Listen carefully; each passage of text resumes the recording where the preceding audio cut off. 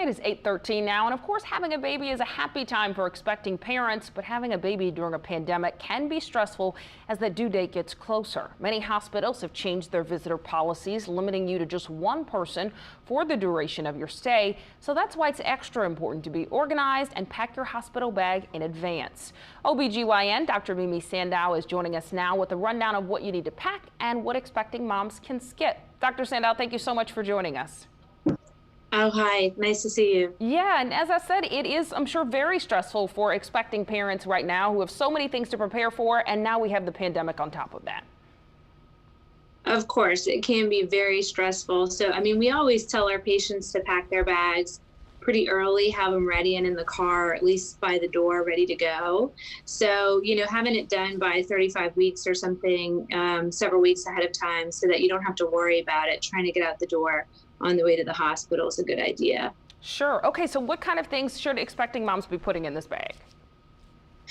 Well, that hasn't changed too much. We still want you to think about mom and then also your support person as well as the baby, of course. So for mom, you really can just focus on the basics, like your toiletries. You want some comfy clothes to wear while you're in the hospital.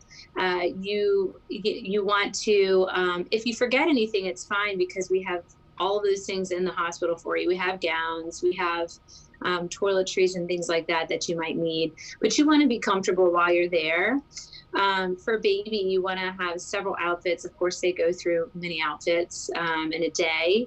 And you want to also have maybe like a nursing pillow if you plan on doing that. The most important thing for the baby is the car seat. So you can't go home with the baby without the car seat. So that's something to have packed and ready in your car well before you get to the hospital. Yeah. And then important. For your support person, you want to, right now we're allowing one support person that can be there with you the whole time. Mm-hmm. They can come and go, but we want them primarily to stay in the hospital if possible. But if they need to leave and come back, that's fine.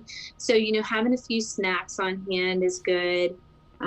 They can order room service. They can order out too, but we want people to kind of try and hang around the hospital if they can. Sure. So for the support person, they'll need clothes and technology, iPads and chargers and things like that as well. There you go. And then what are the things that expecting moms might try to bring with them, but that you would say you can skip that?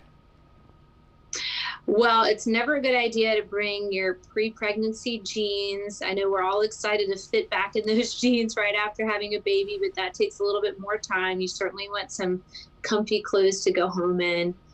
There are some things like your silly but your underwear. You don't need to bring that. We're going to provide you with plenty of things like that in the hospital. And again, if you forget those things, or if you bring the wrong stuff, it's okay because we provide most of it while you're here. Yeah, you guys are going to take good care of those new moms. And what are you telling these new moms to ease their concerns coming into the hospital during a pandemic? I always tell my patients, personally, I feel safer in the hospital sometimes than I do in the grocery store because we have many checkpoints for temperature. Everyone is wearing a mask. You will be wearing a mask. Your support person will be wearing a mask, and all the staff will as well.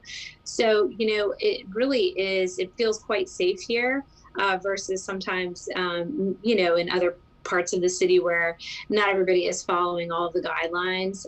So I try and ease my patients' mind by letting them know that, we're certainly following all the rules here, and we're keeping coronavirus patients separate from our new moms and babies. Sure. Dr. Sandow, such an exciting time for families, so thanks for joining us with those tips to make sure it stays that way. For more information on preparing to give birth, Ochsner has a section on their website dedicated to new moms, so we posted a link to that at wwltv.com.